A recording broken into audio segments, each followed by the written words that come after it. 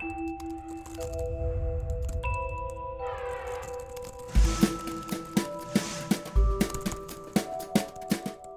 good morning to you again. Hello. You see a picture here of my two partners and myself, Hadewig Sels and Desiree van Bokstel. And 2 years ago, I told about how to start a company and close the disconnect between female entrepreneurs and access to finance. Today, I will tell you a bit about my experience and our dream, which I want to share with you. Please start a company, if you have the urge, of course. Carmijn at the time was a story, today it is a fact. And we are with 3 female fund managers. We heard a lot of no's during the last 2 years. And we have a lot of hurdles which we came across. And that's what I want to share with you. Carmijn is a first-time team, which means it's a team where the composition has never worked together. So that didn't help a lot to build trust. And we invest in only gender-diverse companies, and that means that we put the leadership styles of men and women together. Those companies really perform a lot better. That's proven scientifically as well. How did we come to this idea? There was a woman who was leading a division of a multinational, and the division came for sale. However, she came talking to a headhunter and finding a new job instead of finding a bag of money to buy the company herself. She simply didn't know how to do it. Well, very maybe complicated sheet. I just want to show you, if you have a good idea and you start your research and development, you usually are financed by friends, family, informal investors, business angels, whatever you call it. But if you go a little further, your company will grow and you will have a market entry of your products. It will be usually financed by venture capitalists. The further you come and the more mature your company gets and the more clients you'll have, you will be financed by private equity, or then the banks also come in. That's where the focus of Carmijn is. And then afterwards you see a decline. That sometimes happens. Companies need to restructure, they sell themselves on or go to the stock exchange. Many, many no's along the way, which I told you. What were the kind of those no's? The no's were disbelief in our concept, bad market conditions 2 years ago, truly. Technical reasons. We were not able to convince people that we had a good idea. But also we had to accept all those no's ourselves. And we had 3 females. So one of us took it all very personally. One of us took it all very rationally. One of us took it like a Teflon pan, just glided away with me, nothing to do with it.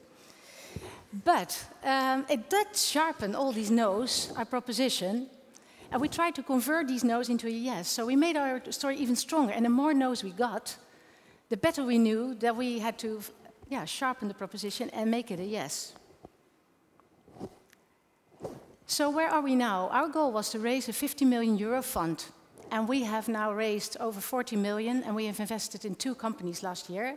A Mediterranean food company, led by a female CEO, and a medical company, where the financial director is a woman. Now, you might think, why me? Why does this bother me?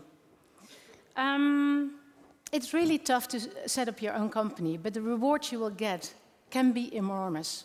You will find talents you didn't know you had. There's always a way. You will find out. It gives you tremendous energy.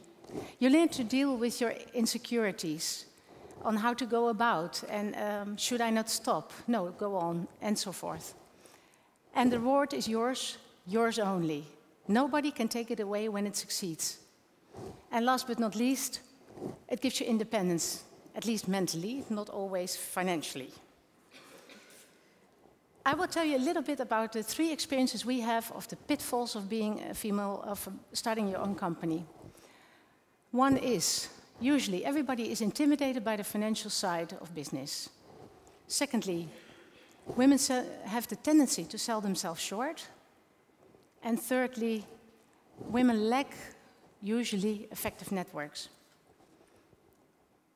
This slide shows you lots of words, difficult words. These words you meet when you start a company or when you're in a company. And you have to deal with them, and it's jargon. they can scare you away, that you think, I don't want to deal with this, I don't want to understand what is all there.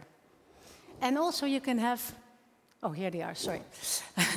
And also you can have a disconnect with the people in the financial world. Usually the men, usually they're quite young. But I will show you a little movie that for bankers it isn't easy either. I'm a credit union. And I'm a bank, and I love you. That was a little awkward. Yeah, I didn't like it either. Let me try it again. I love you in a very real and legally binding sense. Wow. That stinks, doesn't it? Well, I wouldn't say You it's know just... what? I have a hard time expressing my feelings. I totally understand. I mean, we can't all be touchy-feely types like you. I'm not touchy-feely. I just love my members. Ooh, that's good. Hi, I'm a bank, and I love you, my members. Except you don't have members. I don't? No, you have stockholders. Should I tell them that I love them? You don't need to tell them, just show them. Doesn't involve hugging, does it? So you're not the only one who's intimidated. I will tell you a little bit how to go around with the intimidating side of things. Please, trust your intuition, trust your common sense. You know yourself best, and you know what you can do, and as nobody else can, so trust your own intuition. Secondly, find good advisors who you can trust. They can translate all those difficult words to you. And also, please, those people know the way to go about within banks, within finance, within financial institutions. It's what I always say, if you have a rotten tooth, go to a dentist, don't take it out yourself. And that's the same thing here. Find a professional, know your limitations. And thirdly, invest properly, not penny wise, pound foolish. This is what we see a lot with women. But you can only grow if you invest properly. The second pitfall. Women tend to sell themselves short. And this has to do with some items here. We have no tendency to exaggerate or bluff.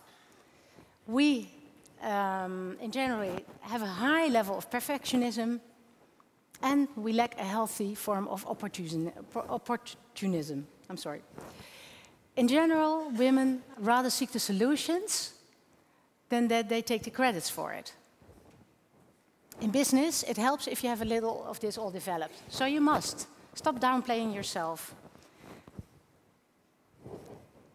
Ask for help. We did with Carmijn. We've been housed for free for almost 2 years, which saved us an enormous amount of money. Men do it all the time. Ask for help. And show stamina. Go on. There were people who didn't want to do business with us yet because they wanted to know if we would be still there in 2 years' time. So look at this sheet, all those role models. These women have started their companies or worked in a company or bought a company or whatever. Maybe you could be the next. The third pitfall I would like to talk to you about is effective networks. There is a big difference between relational networking and functional networking. I always use the example, if you're at the schoolyard of your kids, the mothers know exactly what the names of the other kids are, what sports they do, if they go to hockey or to football, whatever, if they have brothers and sisters. The men know exactly what the jobs of the other men are and how it can be useful to them. Secondly, do you feel safe when you go to a network drink and there are over 100 low noises coming to you, dark gray suits? Well, this is what usually somebody feels when they go there. Thirdly, efficient networking. If you go somewhere, don't start chit-chatting about your holidays and how good the times were and the kids were swimming so a lot. Don't do small talk. Be efficient, go for your goal, and make your proposition stronger. So you must get yourself out there. Be aware what you do. Be aware what you can expect. Try on less threatening occasions like these. Women are very approachable. Women are open. Or go with a business friend and set yourself a goal. When I go to a network meeting, I usually say to myself, I'm not allowed to leave until I've met at least 3 people who can strengthen the proposition of Carmijn. And then I can go home. So, I round up. If you don't try, you will never know. As simple as that. What is the worst thing that can happen to you? At least a good experience in life. Secondly, no gods, no glory. It's as simple as that. And third, please make your no a yes. Thank you very much.